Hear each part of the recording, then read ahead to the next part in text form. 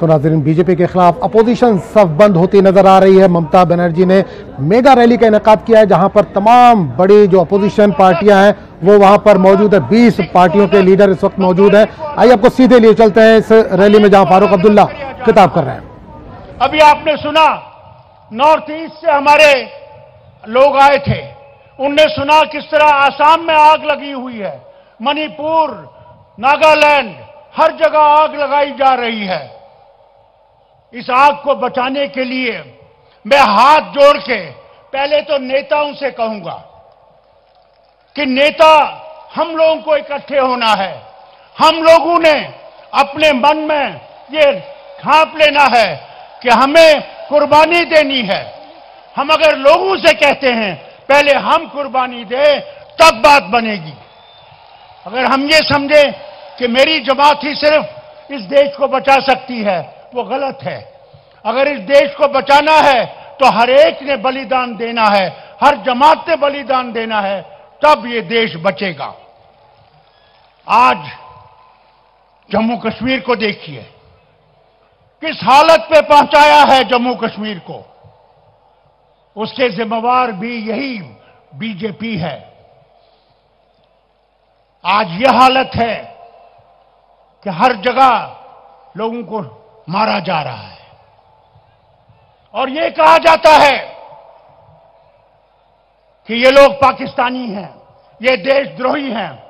मैं आपसे ये कहना चाहता हूं, मैं मुसलमान जरूर हूं मगर भारत का हिस्सा हूं, हिंदुस्तान का हिस्सा हूं। और हर कश्मीरी, वो लद्दाख से हो, जम्मू से हो, इस देश के साथ रहना चाहता है, आपके साथ रहना चाहता है, इकट्ठे जीना और मरना चाहता है। मगर जो उन्होंने किया इन 4.5 सालों में, उन्होंने हमें तोड़ दिया है, हमें हर तरफ से तकलीफें दी हैं। और इसलिए आपसे कहता हूं कि अगर हमने आगे बढ़ना है तो उस प्रांत से मोहब्बत करनी है, उन लोगों से मोहब्बत करनी है। और आज आपसे इस स्टेज से कहता हूं ममता बहन कि बंगालियों को बहुत आना चाहिए कश्मीर, कश्मीर के लोगों के साथ दिल मिलाना चाहिए। मैं आपका और बंगाल के लोगों का शुक्रिया करता हूं। हमारे लोग यहां हैं, उन्होंने आपने शरण दिया, आपने उनके साथ मेहरबानी की। आज हमारे बच्चे और बच्चियां यहां पढ़ती हैं। ये है मोहब्बत जो आपने हमें दी है। मगर आज अगर हमने इस देश को सारी जगह ये मोहब्बत पैदा करनी है तो हमने बीजेपी को खत्म करना है, निकालना है। और उसके लिए बहुत जरूरी है, जैसे यशवंत सिन्हा जी ने भी कहा, जैसे शौरी साहब ने कहा, हमें एक दूसरे के साथ मिलके इलेक्शन लड़ना है। और लड़के, जैसे ने कहा, एक जगह एक आदमी मुकाबला करेगा। मगर दूसरी बात भी आपसे कहना चाहता हूं, ये जो मशीन है जिसे इलेक्ट्रॉनिक वोटिंग मशीन कहते हैं, ये चोर मशीन है। ईमानदारी से ये चोर मशीन है। और मैं इन सब लीडरों से गुजारिश करूंगा, इस मशीन को खत्म करना चाहिए। दुनिया में कहीं ये मशीन नहीं है और इस मशीन कैसे चोरी की जाती है, और हमने अभी इलेक्शनों में देखा है। और आगे भी आपसे कहता हूं, हम सबको मिलके इलेक्शन कमीशन में जाना चाहिए, हिंदुस्तान के प्रेसिडेंट से मिलना चाहिए और इस मशीन को भंग करना चाहिए कि लोग आजादी से कागज का वोट जैसे पहले देते थे वही देना चाहिए। वो बहुत जरूरी है। बाकी मैं इससे ज्यादा कुछ नहीं कहूंगा, सिर्फ ये कहूंगा कि हम सब इकट्ठे हैं और उम्मीद करता हूं कि इस साल एक नई हुकूमत बनेगी जो सारे देश के साथ इंसाफ करेगी, सारे इंस्टीट्यूशंस को ठीक करेगी और एक नया हिंदुस्तान बनाएगी जिसमें हम सब प्यार से और मित्रता से रह सकें और खुशी से हमारे बच्चे, हमारी बहनें तरक्की कर सकें। देखिए, कई सालों से विमेन्स रिजर्वेशन बिल पार्लियामेंट में पड़ी है। ये ट्रिपल तलाक पे तो खड़े हो गए, उस पे तो शुरू हो गए, मगर औरतों के हक के लिए कोई काम नहीं किया। उस बिल को पास करो तब हम मानते हैं, मगर वो नहीं करेंगे। इसलिए हम उम्मीद करेंगे कि ऐसी हुकूमत आए जहां हमारी बहनों को अपना हक मिल सके, जहां वो भी ये समझे कि हम भी इस देश का हिस्सा हैं। उसके लिए भी हमने काम करना है और मजबूत करना है हिंदुस्तान को। वो मजबूत दिल से दिल मिला के करना है। हिंदुस्तान मजबूत नहीं हो सकता है सिर्फ फौज से, एयरफोर्स से, आर्मी से। वो हो सकता है जब हिंदुस्तान के दिल मजबूत हों और कोई भी जो रहने वाला यहां है वो ये ना महसूस करे कि हम यहां के नहीं हैं। इसलिए मैं ममता बहन जी का शुक्रिया करता हूं, आप सब बंगालियों का शुक्रिया करता हूं जो आए, दूर दूर से आए और हम लोगों का स्वागत किया, हमारी बात सुनी। मगर अब आपका काम भी है और हमारा काम भी है कि हम इकट्ठे होके ये नहीं सोचे कि मैं प्रधानमंत्री बनूंगा, वो प्रधानमंत्री बाद में देखा जाएगा कौन बनेगा, मगर पहले हमें इलेक्शन लड़ना है, इकट्ठे लड़ना है और एकजुट होकर लड़ना है। वही राज है आगे बढ़ने का। फिर से कहूंगा, कश्मीर आइए, कश्मीर को देखिए कि भगवान ने कितना खूबसूरत कश्मीर बनाया है और बर्फ में भी देख सकते हैं। और जब गर्मियां आएंगी उसमें आइए और कश्मीर को देखिए और लोगों से दिल मिलाइए। बहुत बहुत शुक्रिया। जय बगान, जय हिंद। मैं फारूक जी को शुक्रिया अदा करना चाहूंगी। फारूक जी तो दिल जीत लिया, बहुत बढ़िया से बोला। हम लोग कश्मीर में जरूर जाएंगे। आपका कश्मीर तो हमारा भूस्वर्ग है। कश्मीर तो हमारा सबका दिल में है, सबका प्यार में है, सबका मोहब्बत में है। मैं फारूक जी को सलाम कह के अभी हम डीएम के leader mister Stalin, next election he will sweep the election. So vanakkam to Mr. Stalin. He will speak in Tamil, but somebody will translate. उन्होंने तमिल भाषा में बोलेंगे, आप लोग थोड़ा तमिल भाषा सुनिए, उसका रिदम सुनिए और उसको इंग्लिश ट्रांसलेशन भी होंगे। बांग्ला ट्रांसलेशन होगा, ठीक है? बांग्लाয় বলবে, তামিলটা বাংলায় ট্রান্সলেশন হবে। যারা পরে এসেছেন বসে পড়ুন, একটু বসুন, অনেক লিডার বাকি আছেন, সবার বক্তৃতা শুনবেন না? বসুন বসুন। Thank you Stalin ji, please. Mamata Banerjee di क्योंकि हम जानते हैं कि पिछले 56 महीनों में जो कुछ हुआ है इस देश में, उससे सबसे बड़ा खतरा जो पैदा हुआ है वो हुआ है देश के प्रजातंत्र के लिए, देश की लोकशाही के लिए। देश की आर्थिक व्यवस्था चौपट हो चुकी है। ये पहली सरकार है भारत देश में स्वतंत्रता के बाद जो आंकड़ों के साथ छेड़छाड़ करती है। आज हम चूंकि झारखंड सबसे अत्यंत पिछड़े राज्यों से आते हैं और हमारे राज्य में भी भारतीय जनता पार्टी का सरकार है और जिस तरीके से 4 सालों से वहां के आदिवासी दलित पिछड़ों के साथ अन्याय हुआ है, वो भी एक इतिहास बन के तैयार खड़ा हो रहा है। लगातार वहां पर आदिवासी बहुल क्षेत्रों में, अल्पसंख्यक बहुल क्षेत्रों में जिस तरीके से सामाजिक उन्माद फैलाए जा रहे हैं, निश्चित रूप से हम भी इस बात के लिए अब तैयार हैं कि इस बार 2019 में आर पार की लड़ाई लड़नी होगी। उन्होंने कहा Bengal thinks first and then India thinks. और ममता जी को बधाई देता हूं, आपको बधाई देता हूं कि आज आपने साबित कर दिया, आज आपने वो कर दिखाया जो बहुत कठिन था, बहुत दुर्लभ था और आपके आशीर्वाद से हम लोग एक हैं। तो ममता बनर्जी की मेगा रैली इस वक्त जारी है कोलकाता में, जहां बड़ी तादाद में मुख्तलिफ पार्टियों के लीडरान इस वक्त इकट्ठा हैं जो अपने अपने खिताबात इस वक्त कर रहे हैं। आपने कई लोगों को सुना। इस वक्त हम सीधे रुक करेंगे जम्मू कश्मीर का, जहां के सरहदी इलाकों में गुज़िश्ता कई दिनों से पाकिस्तान की जानिब से गोलाबारी का सिलसिला जारी है, जिससे सरहदी इलाके के जो लोग हैं वो परेशान हैं। इस दौरान राजौरी के नौशेरा सेक्टर से हमारे नुमाइंदे शक्ति ने इस सरहदी इलाके का दौरा किया। इन्होंने लोगों से बातचीत की। लोगों का कहना है कि मुसलसल फायरिंग की वजह से फौजी जवानों के साथ साथ आम लोग भी जख्मी हो रहे हैं। इन्होंने उम्मीद जाहिर की है कि दोनों तरफ से बातचीत हो और सरहद के मसले का कोई हल निकले। बहुत तकलीफ हो रही है, फायरिंग की वजह से पढ़ नहीं पा रहे हैं, बहुत परेशानी है। हमारी सरकार से डिमांड है कि फायरिंग बंद होनी चाहिए। ये पिछले तकरीबन जब से ये बॉर्डर पे इन्फिल्ट्रेशन या फायरिंग हो रही है तब से बच्चे बेचारे ये मुतासिर हैं इस गोलाबारी से। तो अभी ये बच्चे घर हमने इसलिए रोक के रखे हुए कि इनका ये चाहते थे, इनके पेरेंट्स भी फोन कर रहे हैं कि घर भेज दो। तो हम यही चाहते हैं कि जब तक फायरिंग बंद नहीं होती तब तक हम इन बच्चों को नहीं भेजें।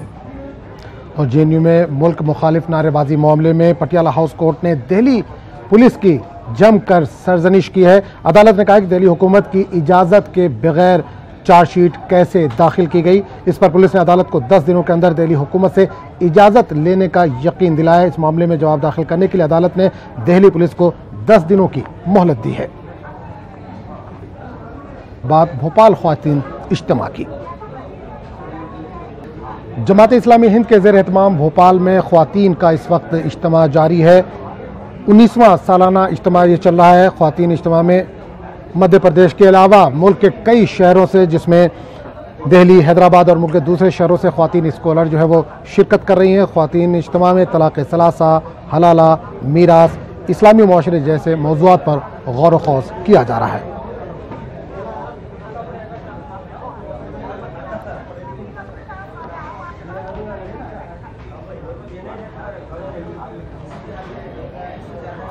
आज अपने हद के नामवर शायर नक़ाद चकबस्त लखनवी का यौम पैदाइश है। आज ही के दिन 19 तारीख को उन्होंने अपनी आंखें खोली थी। बचपन से उन्होंने शायरी शुरू कर दी थी। पेश है एक रिपोर्ट।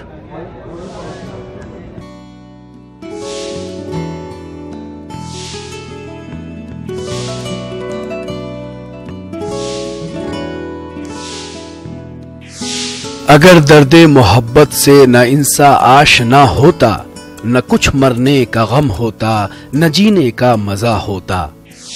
अदब तालीम का जौहर है, जेवर है जवानी का, वही शागिर्द हैं जो खिदमत उस्ताद करते हैं। खुदा ने इल्म बख्शा है, अदब अहबाब करते हैं, यही दौलत है मेरी और यही जाहो हशम मेरा।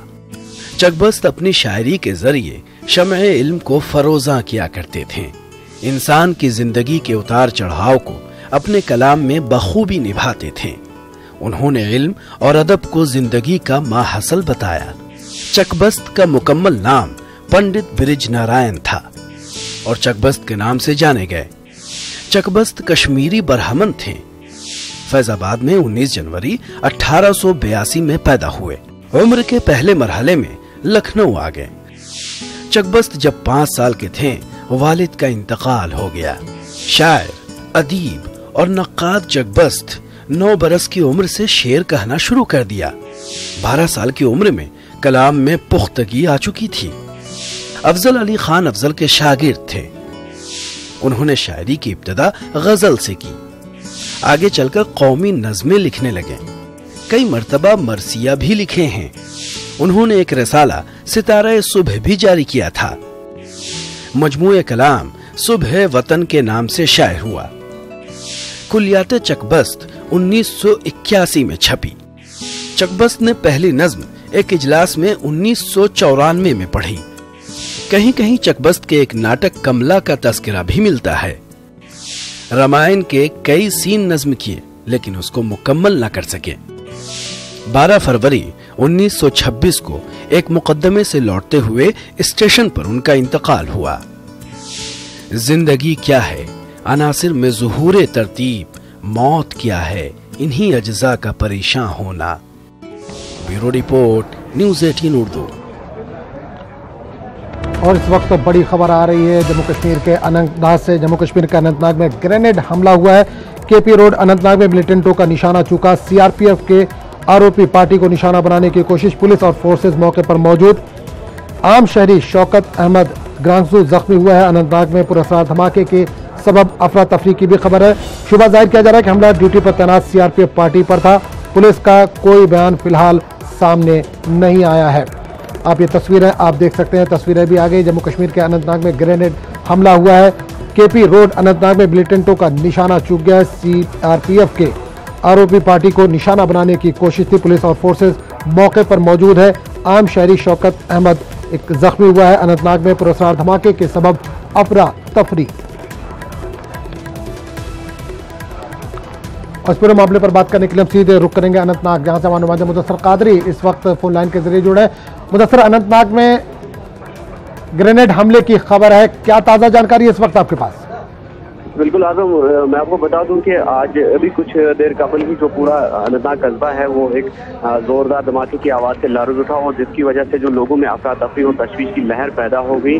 और ये जो धमाका हुआ है तो ये ऑक्सफोर्ड प्रेजेंटेशन स्कूल है केपी रोड अनंतनाग में, और वहीं पर ये पूरा धमाका हो गया है और जिसकी वजह से काफी अफरा तफरी मच गई है। और अभी जो सूरत हाल बनी वो तशवीशनाक ही बनी हुई है।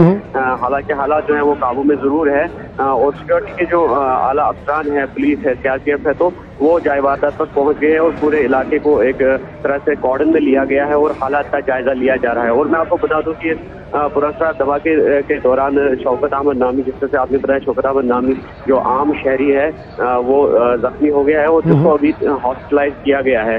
और अभी जो हमारी पुलिस अफसरान से बात हुई है और पुलिस अफसरान का ये कहना है कि अभी ये पता लगाया जा रहा है कि आया यह ग्रेनेड हमला था, क्योंकि वहां पर जो सीआरपीएफ की आरोपी नफरी तैनात थी तो उन पर भी ये शुबा जाहिर किया जा रहा है कि मिलिटेंटों का ये हमला हो सकता है। लेकिन साथ साथ मैं आपको ये बता दूं कि पुलिस ने कोई भी ग्रेनेड के हमले की अभी तक तस्दीक नहीं की है और पुलिस अफसरान का कहना ये है कि अभी जो है हालात का जायजा लिया जा रहा है और जो हकाइक है उनको मंजर आम पर लाया जाएगा कि वाकई तौर पर ये ग्रेनेड हमला था या नहीं। चलिए मुदस्सिर, इस तमाम जानकारी के लिए आपका बहुत बहुत शुक्रिया। श्रीनगर के लल्दी अस्पताल के बाहर कल जो जचकी हुई थी उस पर न्यूज़ 18 ने जो खबर दिखाई थी उसका असर हुआ। हुकूमत ने इस वाक़े की जांच का हुक्म दे दिया है। डिवीजनल कमिश्नर ने इस वाक़े की जांच के अहकामात जारी कर दिए हैं। वाज़ेह है कि लल्दी अस्पताल के डॉक्टरों की मुबैना लापरवाही की वजह से दर्द ज़ैल में मुब्तला खातून को अस्पताल से वापस भेज दिया गया था। इस खातून ने अस्पताल के बाहर सड़क पर ही बच्चे को जन्म दे दिया था। इसी दौरान कश्मीर के डॉक्टर एसोसिएशन ने इस वाक़े की मजम्मत की है। डॉक्टरों ने वाक़े की गैर जानिबदाराना जांच करते हुए कसूरवारों को सख्त सजा देने की मांग की है।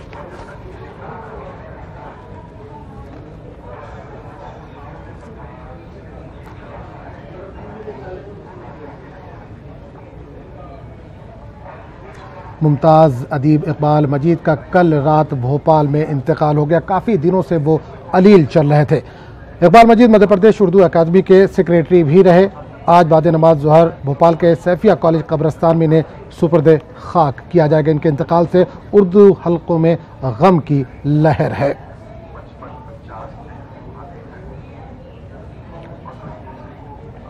और हमारे नुमाइंदे मेहताब ने लोगों से इस सिलसिले में बात की।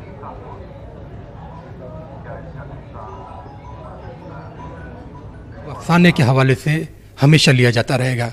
लखनऊ की मुश्तरका तहजीब की बात की जाए या भोपाल की बात की जाए, वो अपनी तहरीरों के हवाले से जाने और पहचाने जाएंगे। इस पर हमारे साथ बातचीत करने के लिए भोपाल के अदीब हमारे साथ मौजूद आए। उनसे जानते हैं कि रफ़त साहब, आपका अलीगढ़ मुस्लिम यूनिवर्सिटी से रिश्ता इकबाल मजीद का साने इरताल को किस तरह से देखते हैं? इकबाल मजीद साहब की लॉस एक पूरे कौम की लॉस है, पूरे उर्दू अदब की लॉस है।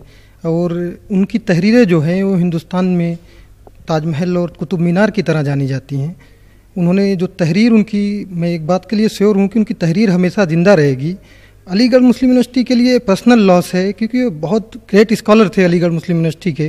ख़ासतौर से गंगा जमुनी तहजीब को जो उन्होंने बढ़ावा दिया है उसकी पूर्ति कोई नहीं कर सकता। उनकी लॉस पे आज पूरी कौम सदमे में है, पूरी अलीगढ़ बिरादरी सदमे में है। जिस तरह आपने कहा कि सदमे में, यहाँ पे नईम साहब जो है अफसानों के हवाले से आपका बड़ा साथ रहा है।